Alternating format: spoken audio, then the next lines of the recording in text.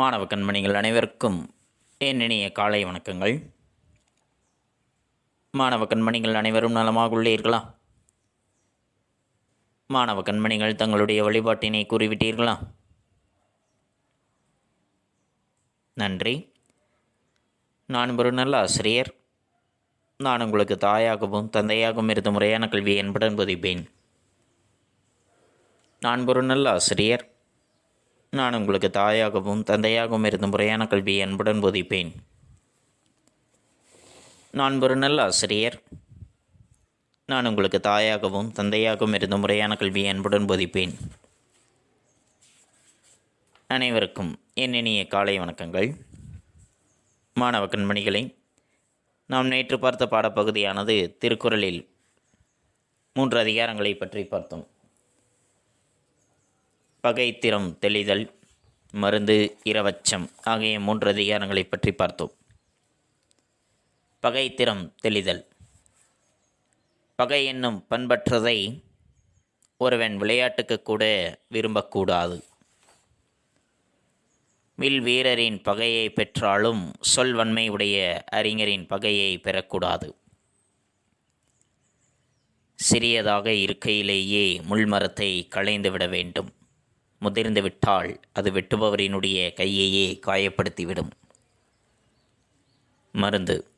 உண்டதும் செரித்ததும் அறிந்து உண்டால் மருந்து என ஒன்று வேண்டியதில்லை. நோயையும் அதன் காரணத்தையும் அதை நீக்கும் வழியையும் ஆராய்ந்து மருத்துவர் செயல்பட வேண்டும். நோயாளியின் வயதையும் நோயின் அளவையும் குளிர்காலம், வேநீர்காலம் முதலிய பருவங்களையும் அறிந்து மருத்துவர் செயல்பட வேண்டும். நோயாளி, மருத்துவர், மருந்து, மருத்துவ உதவியாளர் என்று மருத்துவம் 4 வகையில் அடங்கும். இரவச்சம். பிறரிடம் கையேந்தி உயிர் வாழும் நிலை இருக்கும் எனில் அப்படி அந்நிலையை உருவாக்கியவன் அலைந்து கிடட்டும். பிறரை எதிர்பார்த்து இறந்து வாழ்தல் என்னும் பாதுகாப்பற்ற படகு கொடாமை என்னும் பாறை மோதினால் உடைந்துவிடும். இவற்றை பற்றித்தான் நாம் நேற்றைய பாடப்பகுதியில் கண்டறிந்தோம். மாணவ கண்மணிகளுக்கு நன்கு புரிந்திருக்கும் என எண்ணுகின்றேன். இன்று நாம் காண்பது இயல் 6 பல்கலை நிறுவு என்ற இயலை பற்றி இன்றைய பாடப்பகுதியில் நாம் காண இருக்கின்றோம். இந்த இயலை கற்பதனுடைய நோக்கங்கள்: தமிழர் கலைகளை அவை படைக்கப்பட்ட கால பின்னணி, அறிவியல் நுட்பங்களுடன் இணைத்து போற்றுதல். தமிழர்களினுடைய கலைகள் ஆயக்கலைகள். அதில் தமிழர்கள் பின்பற்றி இருக்கக்கூடிய கலைகளை அவை எந்த காலத்தினுடைய பின்னணியில் படைக்கப்பட்டது, எத்தகைய அறிவியல் தொழில்நுட்பத்தோடு அது இணைக்கப்பட்டு இருக்கின்றது என்பதை அறிந்து அதனை போற்றுவது. இலக்கியங்களில் பயன்படுத்தப்பட்டுள்ள பல்வேறு உரையாடல் வடிவங்களை சுவைத்து பின்பற்றுதல். அடுத்து, இலக்கியங்களில் பயன்படுத்தப்பட்டிருக்கின்ற பல்வேறு வகையான உரையாடல் வடிவங்கள், அந்த உரையாடல் வடிவங்களை சுவைத்து அவற்றை பின்பற்றுவது. வாழும் காலத்து ஆளுமைகளின் திறமைகளை உணர்ந்து முன்னோடியாக கொள்ளுதல். வாழுகின்ற காலத்தில் ஆளுமை மிக்கவர்களாக இருக்கக்கூடியவர்களினுடைய திறமைகளை உணர்ந்து அவர்களை நம்முடைய முன்னோடிகளாக, அவர்களை முன்னுதாரணமாக எடுத்துக்கொண்டு அதனை நாம் பின்பற்றுவது.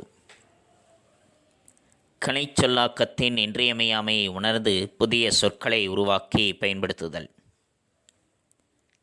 கலைச்சொல்லாக்கம். கலைச்சொல்லாக்கம் என்பது எந்தளவிற்கு இன்றியமையாததாக இருக்கின்றது என்பதை உணர்ந்து பல புதிய சொற்களை வேற்று மொழிகளிலிருந்து அவற்றை புதிதாக உருவாக்கி அவற்றை பயன்படுத்துவது. இவற்றை பற்றித்தான் இந்த இயலின் வாயிலாக நாம் அறிந்து கொள்ள இருக்கின்றோம். தமிழர்களினுடைய கலைகள், இலக்கியங்களில் பயன்படுத்தப்பட்டிருக்கின்ற உரையாடல் வடிவங்கள், ஆளுமைகளினுடைய திறமைகள், கலை சொல்லாக்கத்தினுடைய இன்றியமையாமை, இவற்றை பற்றித்தான் இன்றைய பாடப்பகுதியில் நாம் காண இருக்கின்றோம். இந்த இயலின் வாயிலாக நாம் அறிந்து கொள்ள இருக்கின்றோம். அதில் இன்று நாம் காண்பது காலத்தை வென்ற கலை. காலத்தை வென்ற கலை என்ற உரைநடை உலகத்தை பற்றி இன்றைய பாடப்பகுதியில் நாம் காண இருக்கின்றோம். பாடப்பகுதிக்குள் செல்வோமா மாணவர்களே? தங்களுடைய பாடப்புத்தகத்தில் பக்கமே 150 எடுத்துக்கொள்ளுங்கள். எடுத்துக்கொண்டீர்களா? நன்றி. காலத்தை வென்ற கலை. கலையும் அறிவியலும் மனிதகுல வளர்ச்சியுடன் பின்னி பிணைந்தவை. கலையும் அறிவியலும், கலைகளாகட்டும் அறிவியலாகட்டும், இவை இரண்டுமே மனிதகுல வளர்ச்சியோடு பின்னி பிணைந்தவையாக இணைந்து காணப்படுவதாக இருக்கின்றது. மனிதனின் படைப்புத் திறனால் உருவானது கலையாகும். அது நம் மனத்தில் அழகுணர்வை ஏற்படுத்தி மகிழ்வை தருகிறது. மனிதர்களினுடைய படைப்புத் திறனால், மனிதர்களினுடைய படைப்புத் திறனினால் அவர்கள் படைக்கக்கூடிய அந்த படைப்பாற்றலால் உருவானது கலை என்பது. அந்த கலைதான் நம்முடைய மனதில் அழகுணர்வை ஏற்படுத்தி நமக்கு பெருமகிழ்வை தரக்கூடியது. பல கலைகள் இருக்கின்றன. நுண்கலை, பயன்கலை, பருண்மை கலை, கவின்கலை, நிகழ்த்து கலை என்று கலைகள் பல வகைகளாக இருக்கின்றது. நுண்கலைகள் மிகவும் நுட்பமானது, பயன் தரக்கூடிய கலைகள். பருண்மை கலை, கவின்கலை, அழகு மிகுந்த கலைகள். நிகழ்த்துக்கலை, நாட்டிய கலைகள், நடனக்கலைகள், பல ஆட்டங்கள் என்று கலைகளானது பல வகைகளாக இருக்கின்றது. கலை ஒரு சமூகத்தின் நாகரிகத்தையும் பண்பாட்டு மேலாண்மையையும் எதிரொலிக்கின்றது. கலை என்பது ஒரு சமூகத்தினுடைய, ஒரு சமுதாயத்தினுடைய நாகரிகத்தை பற்றியும் அவர்களுடைய பண்பாட்டினுடைய மேன்மையை பற்றியும் எதிரொலிக்கக்கூடியது கலைகளானது. தமிழகத்தில் பழங்காலத்திலேயே சிற்பம், கட்டடம், ஆடல், பாடல் முதலிய கலைகள் சிறப்புற்று இருந்தன. பண்டைய காலத்திலிருந்தே சிற்பக்கலைகள், கட்டடக்கலைகள், ஆடல் கலைகள், பாடல் கலைகள் இவை அனைத்துமே மிகவும் சிறந்ததாக இருந்தது. 1000 ஆண்டுகள் கடந்தும் கம்பீரமாக காட்சியளிக்கும் தஞ்சை பெரிய கோவிலின் கட்டடக்கலை நுட்பம் நம்மை வியப்படையச் செய்கிறது. 1000 ஆண்டுகளை கடந்துவிட்டது. 1000 ஆண்டுகளை கடந்தாலும் இன்றும் கம்பீரமாக காட்சியளிக்கக்கூடிய தஞ்சை பெரிய கோவிலினுடைய கட்டடக் கலைநுட்பம் நம்மை வியப்படையச் செய்கின்றது. கதிரும் நிலாவும் அண்ணா பல்கலைக்கழகத்தில் கட்டட அழகியல் கலைஞர்களுக்கான பட்டப்படிப்பின் இறுதி ஆண்டு மாணவர்கள், கல்வெட்டுக்கலை பயிற்சியுள்ளவர்கள், தொன்மையான கோவில்களுக்கு சென்று கலை அழகையும் நுட்பங்களையும் விருப்பத்துடன் ஒளிப்படம், ஆவணப்படங்களை எடுத்து தங்கள் வலைதளத்தில் கட்டுரைகளோடு பதிவேற்றுவார்கள். கதிர், நிலா இவர்கள் இருவருமே அண்ணா பல்கலைக்கழகத்தில் கட்டட அழகியல் கலைஞர்களுக்கான பட்டப்படிப்பு, ஆங்கிலத்தில் ஆர்க்கிடெக்சர் என்று சொல்வார்கள், அந்த பட்டப்படிப்பினுடைய இறுதி ஆண்டு படிக்கக்கூடிய மாணவர்கள். அதே சமயத்தில் கல்வெட்டுக் கலையிலும் இவர்கள் பயிற்சி பெற்றவர்களாக இருக்கின்றார்கள். தமிழகத்தில் இருக்கக்கூடிய மிக பழமையான கோவில்களுக்கு சென்று அந்த கோவில்களில் அமைக்கப்பட்டிருக்கக்கூடிய சிற்பங்களினுடைய கலை அழகையும் அவற்றினுடைய நுட்பங்களையும் அந்த கோவிலில் உள்ளவர்களினுடைய விருப்பத்தின் பேரில் அவற்றை ஒளிப்படமாக ஆவணப்படங்களாக எடுத்து அவற்றை தங்களுடைய வலைதளத்தில் கட்டுரைகளோடு அவற்றை பதிவேற்றம் செய்வார்கள். கல்லூரியில் 3 நாட்கள் விடுமுறை கிடைத்தபோது அவ்விருவரும் தங்களின் பல நாள் கனவான தஞ்சாவூர் கோவிலுக்கு செல்வதென்று முடிவெடுத்தனர். விடியலில் குளிர்காற்றின் மென்மையை அனுபவித்தபடி தஞ்சையில் இறங்கிய இருவரும் உறவினர் வீட்டில் ஓய்வு எடுத்தனர். பின்னர் நிழற்பட கருவி, வரைபடத்தாள்கள் உள்ளிட்ட பொருள்களை கதிர் எடுத்துக்கொள்ள நிலா கோவிலை நோக்கி தன் வாகனத்தை ஓட்டினாள். கல்லூரியில் 3 நாட்கள் தொடர் விடுமுறையானது கிடைத்தது. சரி, இந்த விடுமுறையில் என்ன செய்யலாம் என்று நினைத்த பொழுது அவர்களுடைய நீண்ட நாள் கனவாக இருந்த தஞ்சை பெரிய கோவில் அங்கு செல்லலாம் என்று முடிவு செய்கின்றார்கள். விடியற் காலையிலேயே அவர்கள் தஞ்சையில் இறங்கிவிட்டார்கள். குளிர்ந்த காற்றினுடைய மென்மையினை அனுபவித்தபடியே தஞ்சையில் இறங்கி இருவருமே உறவினர்கள் வீட்டில் சிறிது நேரம் ஓய்வெடுத்தார்கள். அதன் பிறகு நிழற்பட கருவி, வரைபடத்தாள்கள் உள்ளிட்ட பொருள்களை கதிர் எடுத்து கொண்டார். நிலா தன்னுடைய வாகனத்தை தஞ்சை பெரிய கோவிலை நோக்கி செலுத்தினாள். கோவிலுக்குள் நுழைந்ததும் ஒளிப்படம் எடுப்பதற்கான அனுமதிச் சீட்டை வாங்கி கொண்டு உள்ளே சென்றனர். சுற்றி பார்த்து ஆங்காங்கே நின்று ஒளிப்படங்கள் எடுத்தபடி அதன் நுணுக்கங்களை கவனித்து வியந்த இருவரும் சற்றே களைத்தவர்களாய் திருச்சுற்று மாளிகையில் அமர்ந்தனர். கோவிலுக்குள் சென்று விட்டார்கள். உள்ளே நுழைந்தவுடனேயே ஒளிப்படம் எடுப்பதற்கான அனுமதிச் சீட்டை பெற்றுக்கொண்டார்கள். பெற்றுக்கொண்டு விட்டு உள்ளே நுழைகின்றார்கள். கோவிலை சுற்றி பார்க்கின்றார்கள். ஆங்காங்கே நின்றபடியே ஒளிப்படங்களை எடுத்து அந்த கோவிலினுடைய கோபுரங்கள், அதனுடைய சிற்பங்கள், கட்டடக்கலை, சிற்பக்கலை இவற்றினுடைய நுணுக்கங்களை கவனித்து வியந்த இருவருமே சிறிது நேரம் ஓய்வெடுப்பதற்காக அங்கிருந்த திருச்சுற்று மாளிகையில் அமர்கின்றார்கள். பெரிய கோவிலின் கோபுரங்களில் உயரமானது கேரளாந்தகன் கோபுரம். ராசராசன் 988ஆம் ஆண்டு சேரநாட்டை வெற்றி கொண்டதை போற்றும் வகையில் இக்கோபுரத்திற்கு கேரளாந்தகன் வாயில் கோபுரம் என பெயரிடப்பட்டுள்ளது. தஞ்சை பெரிய கோவிலினுடைய கோபுரங்களிலேயே மிகவும் உயரமானது என்று பார்த்தால் அது கேரளாந்தகன் கோபுரம். ராசராச சோழன் 988ஆம் ஆண்டு சேர நாட்டை வெற்றி கொண்டதை போற்றும் வகையில் அந்த கோபுரத்திற்கு கேரளாந்தகன் வாயில் கோபுரம் என பெயரிடப்பட்டிருக்கின்றது. அதனை பார்த்தபடியே நிலா கதிரிடம் கேட்கின்றாள். கதிர், கவனித்தாயாம், இந்த கோவிலில் 2 கோபுரங்கள் இருக்கின்றன. கதிர், ஆமாம். முதலில் உள்ளது கேரளாந்தகன் திருவாயில், அதனை அடுத்து உள்ளது ராசராசன் திருவாயில். இவை சோழர்களின் தனி அடையாளம். ஆமாம் நிலா, இங்கு கோபுரத்தின் நிழல் விழாது என்று கேள்விப்பட்டிருக்கிறேன், உண்மையா? நிலா கேட்கின்றாள். கதிர், கவனிச்சியாம், இந்த கோவிலில் 2 கோபுரங்கள் இருக்கின்றது.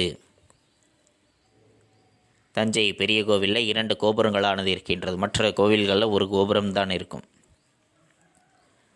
உடனே அதனை பார்த்தபடியே கதிர் சொல்கின்றான். ஆமாம், 2 கோபுரங்கள் இருக்கின்றது. முதலில் இருப்பது கேரளாந்தகன் திருவாயில். அதனை அடுத்து இருப்பது ராசராசன் திருவாயில். முதலில் இருக்கக்கூடிய கோபுரமானது கேரளாந்தகன் திருவாயில். அதனை அடுத்து இருப்பது ராசராசன் திருவாயில். அது சோழர்களினுடைய தனி அடையாளமாக போற்றப்படுகின்றது என்று சொல்கின்றான். அது சரி நிலா, இங்கே இருக்கக்கூடிய கோபுரத்தினுடைய நிழலானது கீழே விழாது என்று நான் கேள்விப்பட்டிருக்கின்றேன், அது உண்மையா என்று கதிர் நிலாவிடம் கேட்கின்றான். நிலா. விமானத்தின் நிழல் விழாது என்பது கட்டுக்கதை. தினமும் இருவேளையும் விமானத்தின் நிழல் முழுவதுமாக விழும். புதிய குரல். தம்பி, நீங்கள் கோபுரம் என்றது தவறு. இந்த பெண் சொன்னதுதான் சரி. குரல் வந்த திசையில் பார்த்தபோது அவர்களுக்கு பின்னால் தூணில் தூய வெண்ணிற ஆடையில் அறிவின் கலையுடனும் சோர்ந்த முகத்துடனும் 70 வயது மதிக்கத்தக்க பெரியவர் ஒருவர் தூணில் சாய்ந்து அமர்ந்திருந்தார். அதற்கு நிலா பதில் சொல்கின்றாள், விமானத்தினுடைய நிழலானது கீழே விழாது என்பது வெறும் கட்டுக்கதை. தினமும் இருவேளையும், காலை சூரியன் உதிக்கும் பொழுதும் மாலை சூரியன் மறையும் பொழுதும், அந்த 2 வேளைகளிலுமே விமானத்தினுடைய நிழலானது முழுவதுமாக கீழே விழும் என்று சொல்கின்றாள். அப்பொழுது ஒரு புதிய குரலானது கேட்கின்றது. தம்பி, நீங்கள் கோபுரம் என்று சொன்னது தவறு. இந்த பெண் சொன்னதுதான் சரி. கோபுரத்தினுடைய நிழல் என்று சொன்னீர்கள் அல்லவா, அது தவறு. விமானத்தினுடைய நிழல் அதுதான் சரியானது அப்படின்னு சொல்கின்றது ஒரு புதிய குரல். யார் அது அப்படின்னு அந்த குரல் வந்த திசையில் இவர்கள் திரும்பி பார்க்கின்றார்கள். அவர்களுக்கு பின்னால் இருந்த ஒரு தூணில் சாய்ந்தபடியே ஒரு தூய்மையான வெண்ணிற ஆடையில் முகத்தில் அறிவு கலையோடும் சோர்ந்த முகத்துடனும் 70 வயது மதிக்கத்தக்க ஒரு பெரியவர் அந்த தூணில் சாய்ந்தபடியே அங்கே உட்கார்ந்திருந்தார். பெரியவர். கோபுரம் என்பது வாயில்களின் மேலே அமைக்கப்படுவது. விமானமோ அகநாளிகையின் மேல் அமைக்கப்படுவது. கதிர் அகநாளிகையா? பெரியவர். கருவறையைத்தான் அகநாளிகை என்று அழைப்பார்கள். நீங்கள் பேசுவதை கேட்டுக்கொண்டிருந்தேன். 2 நுழைவாயில் கோபுரங்கள் என்பது பிற்கால சோழர்களின் தனிச்சிறப்பு. பெரியவர் தொடர்கின்றார். கோபுரம் என்று சொல்லப்படுவது வாயில்கள் இருக்கின்றதல்லவா, அந்த வாயில்களின் மேலே அமைக்கப்படுவதுதான் கோபுரம். நுழைவாயிலுக்கு மேலே அமைக்கப்பட்டு இருப்பதல்லவா, அது கோபுரம். விமானம் என்பது அகநாளிகையின் மேல் அமைக்கப்படுவது. அகநாளிகையா அப்படின்னு கதிர் கேட்கின்றார். கருவறை, கோவிலினுடைய கருவறை, இறைவனினுடைய திருவுருவம் அமைக்கப்பட்டிருக்கும் அல்லவா, இறைவனினுடைய திருவுருவச் சிலை அமைக்கப்பட்டு இருக்கக்கூடிய அந்த இடத்திற்கு பெயர்தான் கருவறை என்பது. அந்த கருவறையைத்தான் அகநாளிகை என்று அழைக்கின்றார்கள். அந்த அகநாளிகையின் மேல் அமைக்கப்படுவது விமானம் என்பது. நீங்கள் இருவரும் பேசுவதை நான் கேட்டுக்கொண்டிருந்தேன். 2 நுழைவாயில்கள் இந்த கோவிலில் அமைக்கப்பட்டிருக்கின்றன என்று பேசினீர்கள். அந்த 2 நுழைவாயில் கோபுரங்கள் என்பது பிற்காலத்து சோழர்களினுடைய தனிச்சிறப்பாக போற்றப்படுகின்றது என்று சொல்கின்றார் அந்த பெரியவர். நிலா கேட்கின்றாள், இதை ஏன் பெரிய கோவில் என்று அழைக்கிறார்கள் ஐயா? நிலாவிற்கு ஒரு சந்தேகம். ஏன் இதனை பெரிய கோவில் என்று அழைக்கின்றார்கள்? தஞ்சை பெரிய கோவில், தஞ்சை பெரிய கோவில் என்று ஏன் இதனை பெரிய கோவில் என்று அழைக்கின்றார்கள் அப்படின்னு கேட்கின்றார். அதற்கு பெரியவர் குறுநகையோடு புன்சிரிப்போடு அதற்கு பதில் சொல்கின்றார். தஞ்சை பெரிய கோவில் நம் நாட்டில் உள்ள கற்றளை கோவில்களிலேயே பெரியதும் உயரமானதும் ஆகும் அம்மா. ராசராச சோழனால் ஏறத்தாழ 6 ஆண்டுகள் முயன்று இது கட்டி முடிக்கப்பட்டது. தட்சிண மேரு என்று ராசராசனால் பெருமையுடன் அழைக்கப்பட்ட இக்கோவில் விமானம் 216 அடி உயரமுடையது. கருவறை விமானம் 13 தளங்களை உடையது. தஞ்சை பெரிய கோவில் நம்முடைய நாட்டிலேயே கற்றளை கோவில்களிலே, நம்முடைய நாட்டில் கட்டப்பட்டு இருக்கக்கூடிய கற்றளை கோவில்களிலேயே மிகவும் பெரியதும் மிகவும் உயரமானதுமாக கட்டப்பட்டு இருக்கின்றது. இது ராசராச சோழனால் ஏறத்தாழ 6 ஆண்டுகள் முயற்சி செய்து இது கட்டி முடிக்கப்பட்டது. 11ஆம் நூற்றாண்டில் ஆட்சி புரிந்த முதலாம் ராசராச சோழன் தஞ்சை பெரிய கோவிலை கட்டுவதற்கு 1003ஆம் ஆண்டு தொடங்கினார். 1010ஆம் ஆண்டு வரை அதனை கட்டி முடித்தார். ஏறத்தாழ 6 ஆண்டுகளுக்கு மேலே அதனுடைய கட்டுமான பணியானது நடைபெற்றது. 10 வருடங்களுக்கு முன்பு 2010ஆம் ஆண்டில் அந்த கோவிலினுடைய 1000வது ஆண்டு சதய விழாவானது நிறைவடைந்தது. இன்றோடு அந்த கோவில் கட்டி முடிக்கப்பட்டு 1010 ஆண்டுகள் ஆகிவிட்டது. எந்த அளவிற்கு மிக பழமை வாய்ந்த கோவில் என்று பாருங்கள். ஏறத்தாழ 1010 ஆண்டுகள் ஆகிவிட்டது அந்த கோவில் கட்டி முடிக்கப்பட்டு. ஆனால் இன்றும் அதனுடைய பெருமை போற்றத்தக்கதாக இருக்கின்றது. அந்த அளவிற்கு அதில் பல சிறப்புகள் அமைக்கப்பட்டு இருக்கின்றது. அந்த அளவிற்கு கலை நயத்தோடு அதனை அமைத்திருக்கின்றார் ராசராச சோழன். ராசராச சோழனால் தட்சிண மேரு என்று பெருமையோடு அழைக்கப்படுகின்றது தஞ்சை பெரிய கோவிலானது. இக்கோவிலினுடைய விமானம் 216 அடி உயரமுடையது. அதனுடைய கருவறை விமானம் 13 தளங்களை கொண்டிருக்கின்றது. அந்த கோவிலில் அமைக்கப்பட்டிருக்கூடிய விமானமானது கோவிலினுடைய கருவறைக்கு அமைக்கப்பட்டிருக்கின்றது அல்லவா, தரையிலிருந்து 216 அடி உயரமுடையது. 216 என்று சொல்லும் பொழுது நமக்கு நினைவுக்கு வருவது உயிர்மெய் எழுத்துகள். அதேபோன்று கருவறை விமானம் 13 தளங்கள் அதில் இருக்கின்றன. தரையிலிருந்து மேலே பார்க்கும் பொழுது 13 தளங்களை உடையதாக இருக்கின்றது அதனுடைய கருவறை விமானம். 13 என்பது உயிரெழுத்துகள். உயிரெழுத்துகள் 12 அதனோடு ஆயுத எழுத்தும் சேர்ந்தது. ஆக தஞ்சை பெரிய கோவிலுக்கும் தமிழுக்கும் நெருங்கிய தொடர்பு கொண்டதாக அதனை அமைத்திருக்கின்றார் ராசராச சோழன். கதிர் கற்றளி கோவில்கள் என்றால் பெரியவர். செங்கற்களை ஒன்றன் மேல் ஒன்றாக அடுக்கி கட்டுவது போல கருங்கற்களை அடுக்கி கட்டுவதற்கு கற்றளி என்று பெயர். 7ஆம் நூற்றாண்டில் 2ஆம் நரசிம்மவர்மன் என்னும் பல்லவ மன்னன் உருவாக்கிய வடிவம் இது. மகாபலிபுரம் கடற்கரை கோவில், காஞ்சிபுரம் கைலாசநாதர் கோவில், பனைமனை கோவில் ஆகியவற்றை இதற்கு எடுத்துக்காட்டாக சொல்லலாம். அந்த வகையில் முழுமையாக கற்களை கொண்டே கட்டப்பட்ட மிகப்பெரிய கோவில் இதுதான். நம் நாட்டிலேயே கற்றளை கோவில்களிலேயே மிகவும் பெரியதும் உயரமானதும் இதுதான் என்று சொன்னீர்கள். கற்றளி கோவில்கள் என்றால் என்ன என்று கேட்கின்றார். அதற்கு பெரியவர் சொல்கின்றார், செங்கற்களை ஒன்றன் மேல் ஒன்றாக அடுக்கி வைத்து நாம் வீடுகளை கட்டுகின்றோம். அந்த கட்டுமானத்தைப் போலவே கருங்கற்களை ஒன்றன் மேல் ஒன்றாக அடுக்கி கட்டுவதற்குத்தான் கற்றளி என்று பெயர்.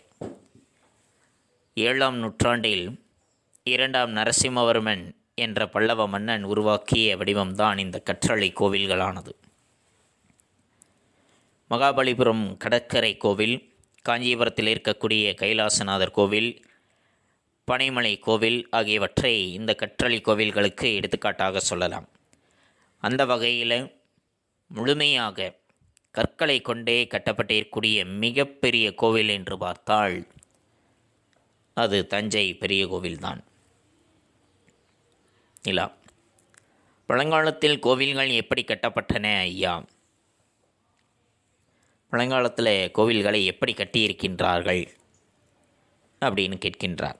அதற்கு பெரியவர் சொல்கின்றார், தொடக்கத்தில் மண்ணால் கட்டி மேலே மரத்தால் சட்டகமிட்டனர். தில்லை கோவில், குற்றாலநாதர் கோவில் ஆகியன அவ்வாறு கட்டப்பட்டவையே. அதன் மேல் செப்பு, பொன் தகடுகளால் கூரை வைந்தார்கள்.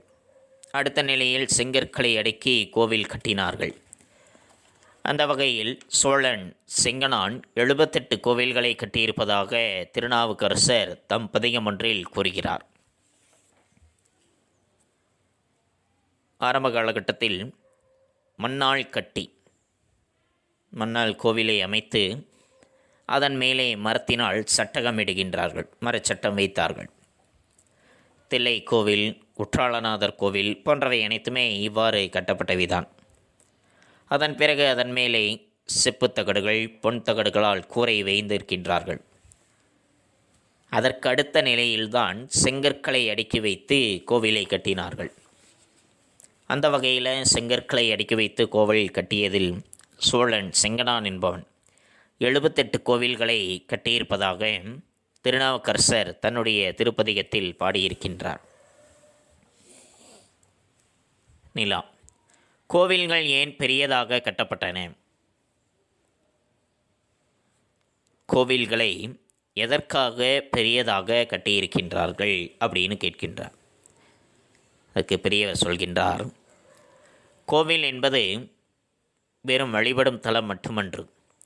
அங்கே இசை, நடனம், நாடகம் போன்ற அருங்கலைகள் வளர்க்கப்பட்டன. அது மக்கள் ஒன்று கூடும் இடமாகவும் இருந்தது.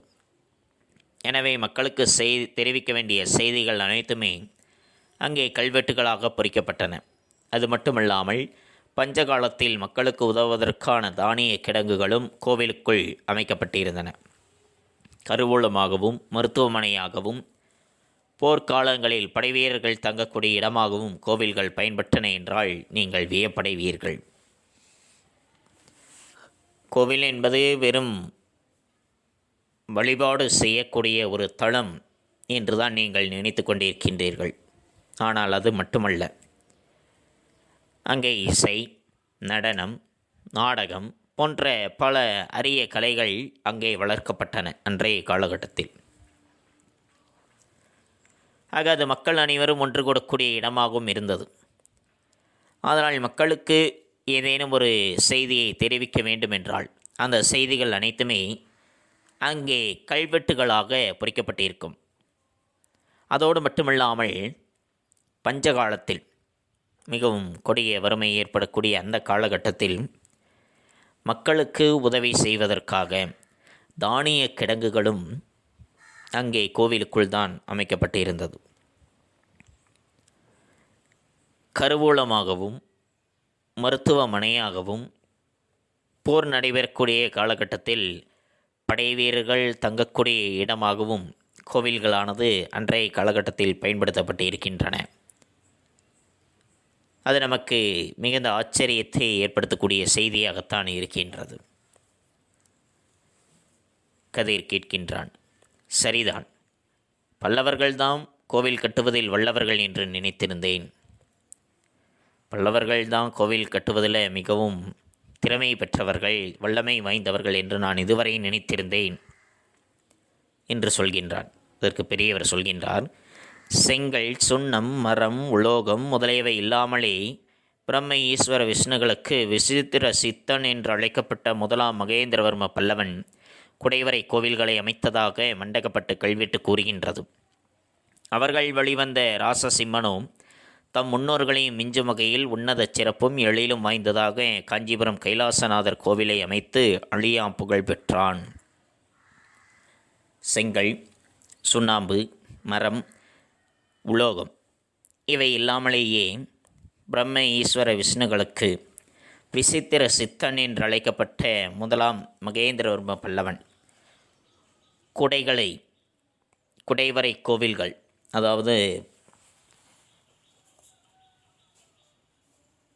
பாறைகளை குடைந்து கோவில்களை அவன் அமைத்ததாக மண்டகப்பட்டு என்ற கல்வெட்டானது கூறுகின்றது. அவர்கள் வழியாக வந்த ராசசிம்மனும் தன்னுடைய முன்னோர்களையும் மிஞ்சக்கூடிய வகையில் உன்னத சிறப்பும் எழிலும் வாய்ந்ததாக காஞ்சிபுரத்தில் அமைக்கப்பட்டிருக்கூடிய கைலாசநாதர் கோவில், அந்த கோவிலை கட்டி அவன் அழியாத புகழை பெற்றான் என்று சொல்கின்றார். புரிந்ததா மாணவர்களே? நன்றி. மாணவ கண்மணிகளை, இதுகாரும் நாம் கண்டறிந்தது காலத்தை வென்ற கலை என்பதில் முதல் பகுதியை பற்றி பார்த்தோம். கலையும் அறிவியலும் மனிதகுல வளர்ச்சியுடன் பின்னி பிணைந்தவை. மனிதனின் படைப்புத் திறனால் உருவானது கலையாகும். அது நம் மனத்தில் அழகுணர்வை ஏற்படுத்தி மகிழ்வை தருகிறது. நுண்கலை, பயன்கலை, பொருண்மை கலை, கவின்கலை, நிகழ்த்துக்கலை என கலைகள் பல வகைப்படும். கலை ஒரு சமூகத்தின் நாகரிகத்தையும் பண்பாட்டு மேன்மையையும் எதிரொலிக்கின்றது. தமிழகத்தில் பழங்காலத்திலேயே சிற்பம், கட்டடம், ஆடல், பாடல் முதலிய கலைகள் சிறப்புற்று இருந்தன.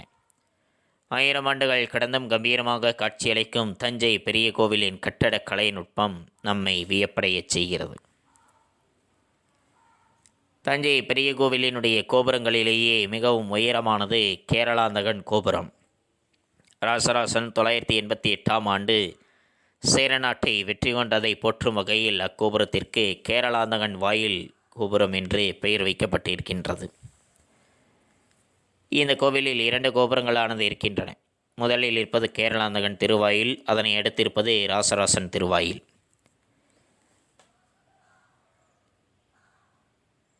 கோபுரத்தினுடைய இந்த கோவிலினுடைய விமானத்தினுடைய நிழலானது தரையில் விழாது என்று சொல்வது வெறும் கட்டுக்கதை. கோபுரம் என்பது வாயில்களின் மேலே அமைக்கப்படுவது, விமானம் என்பதோ அகநாளிகையின் மேலே, அதாவது கருவறையின் மேலே அமைக்கப்படுவது. தஞ்சை பெரிய கோவில் நம்முடைய நாட்டில் உள்ள கற்றளி கோவில்களிலேயே மிகப்பெரியதும் உயரமானதும். ராசராச சோழனால் ஏறத்தாழ 6 ஆண்டுகள் முயற்சி செய்து அது கட்டி முடிக்கப்பட்டது. தட்சிணமேரு என்று ராசராசனால் பெருமையுடன் அழைக்கப்பட்ட இக்கோவில் விமானம் 216 அடி உயரமுடையது. கருவறை விமானம் 13 தளங்களை உடையது. செங்கற்களை ஒன்றன் மேல் ஒன்றாக அடுக்கி கட்டுவதைப் போல கருங்கற்களை அடுக்கி கட்டுவதற்கு கற்றளை என்று பெயர். 7ஆம் நூற்றாண்டில் 2ஆம் நரசிம்மவர்மன் என்னும் பல்லவ மன்னன் உருவாக்கிய வடிவம் இது. தொடக்கத்தில் மண்ணால் கட்டி மேலே மரத்தால் சட்டகமிட்டனர். தில்லை கோவில், குற்றாலநாதர் கோவில் ஆகியவை அவ்வாறு கட்டப்பட்டன. அதன் மேல் செப்பு, பொன் தகடுகளால் கூரை வைந்தார்கள். அதற்கடுத்த நிலையில் செங்கற்களை அடுக்கி கோவிலை கட்டினார்கள். இவ்வாறு சோழன் செங்கனான் என்பவன் 78 கோவில்களை கட்டியிருப்பதாக திருநாவுக்கரசர் தன்னுடைய பதிகத்தில் கூறியிருக்கின்றார். கோவில் என்பது வெறும் வழிபாடு செய்யக்கூடிய தலம் மட்டுமல்ல. அங்கே இசை, நடனம், நாடகம் போன்ற கலைகள் வளர்க்கப்பட்டன. மக்கள் ஒன்று கூடக்கூடிய இடமாகவும் கோவில்கள் இருந்தன. பஞ்சகாலத்தில் மக்களுக்கு உதவுவதற்கான தானிய கிடங்குகளும் கோவிலுக்குள் அமைக்கப்பட்டு இருந்தன. கருவூலமாகவும் மருத்துவமனையாகவும் போர்க்காலங்களில் படைவீரர்கள் தங்கக்கூடிய இடமாகவும் கோவில்கள் பயன்பட்டன. செங்கல், சுண்ணாம்பு, மரம், உலோகம் முதலியவை இல்லாமலேயே பிரம்ம, ஈஸ்வர, விஷ்ணுகளுக்கு விசித்திர சித்தன் என்று அழைக்கப்பட்ட முதலாம் மகேந்திரவர்ம பல்லவன் குடைவரை கோவில்களை அமைத்ததாக மண்டகப்பட்டு கல்வெட்டு கூறுகின்றது. அவர்கள் வெளிவந்த ராசசி மனோ தன்னுடைய முன்னோர்களையும் மிஞ்சும் வகையில் காஞ்சிபுரம் கைலாசநாதர் கோவிலை அமைத்து அழியா புகழ் பெற்றான். இவற்றை பற்றித்தான் இன்றைய பாடப்பகுதியில் கண்டறிந்தோம். மாணவ கண்மணிகளுக்கு நன்கு புரிந்திருக்கும் என எண்ணுகின்றேன். அடுத்து நாம் காண்பது பாடப்புத்தகம் படித்தல். பாடப்புத்தகம் படித்தல் பக்கம் எண் 150, 151, 152. பக்கம் எண் 150 காலத்தை வென்ற கலை என்பதில் ஆரம்பித்து பக்கம் எண் 152 செய்தித்தாள்களில் படித்த நினைவு இருக்கிறது, ஆனால் சரியாக தெரியவில்லை என்பது வரைக்கும் மாணவ கண்மணிகள் பாடப்புத்தகம் படித்தலாக எடுத்துக்கொண்டு எழுந்து நின்று உறக்க படியுங்கள். தங்களுடைய படித்தல் பயிற்சியினை சற்று மேம்படுத்திக் கொள்ளுங்கள். அடுத்து நாம் காண்பது வீட்டுப்பாடம். வீட்டுப்பாடம் பக்கம் எண் 173. பக்கம் எண் 173 குருவினா. முதல் 2 குருவினாக்கள். இந்திய கட்டடக்கலையின் 3 வகைகள் யாவை? உலோகமாதேவீஸ்வரம் கோவில் கல்வெட்டில் காணலாகும் பெண் அதிகாரிகளின் பெயர்களிலிருந்து நீங்கள் அறிவது யாது என்ற 2 குருவினாக்களும். அந்த 2 குருவினாக்களுக்குரிய விடை தங்களுடைய கோணா தமிழ் வரியில் பக்கம் எண் 213. இந்திய கட்டடக்கலையின் 3 வகைகள் யாவை? இந்திய கட்டடக்கலையின் 3 வகைகள் நாகரம், வேசரம், திராவிடம் என்பன ஆகும். உலோகமாதேவீஸ்வரம் கோவில் கல்வெட்டில் காணலாகும் பெண் அதிகாரிகளின் பெயர்களிலிருந்து நீங்கள் அறிவது யாது? சோழ பேரரசர்களின் ஆட்சியில் அரசு பணிகளில் பெண்கள் இருந்தமையை உலோகமாதேவீச்சுரம் கோவில் கல்வெட்டுகள் மூலம் அறிகிறோம். ராசராசனின் பட்டத்தரசி உலோகமாதேவி திருவையாற்றில் கட்டிய கோவில் உலோகமாதேவீச்சுரம் என்று வழங்கப்பெறுகிறது. அக்கோவிலில் உள்ள கல்வெட்டு ஒன்றில் எருதங்குஞ்சரமல்லி என்ற பெண் அதிகாரி பற்றி குறிப்பிடப்பட்டுள்ளது. உடன்குட்டத்து அதிகாரம் செய்கிற கோவலூர் உடையான் காடன் நூற்றெண்மறையும் அதிகாரிச்சி எருதங்குஞ்சரமல்லியையும் என்ற கல்வெட்டில் குறிப்பிடப்பட்டுள்ளது. அதே கோவிலில் முதலாம் ராசாதிராசன் காலத்தில் வெட்டப்பட்ட ஒரு கல்வெட்டில் அதிகாரியாக பணியாற்றிய சோமையன் அமிர்தவல்லி பற்றிய குறிப்பும் உள்ளது. இவ்விரு குறிப்புகளாலும் சோழ பேரரசர்கள் தங்கள் ஆட்சி அதிகாரத்தில் பெண்களையும் அதிகாரிகளாக நியமித்துள்ளார்கள் என்ற செய்தி அறியப்படுகிறது. இந்த 2 வினாக்கள் தான் வீட்டுப்பாடம். இந்த 2 வினாக்களையும் ஒரு முறை எழுதி பலமுறை படித்துக் கொள்ளுங்கள். தெளிவுரை எழுதுங்கள், தெளிவுற படியுங்கள்.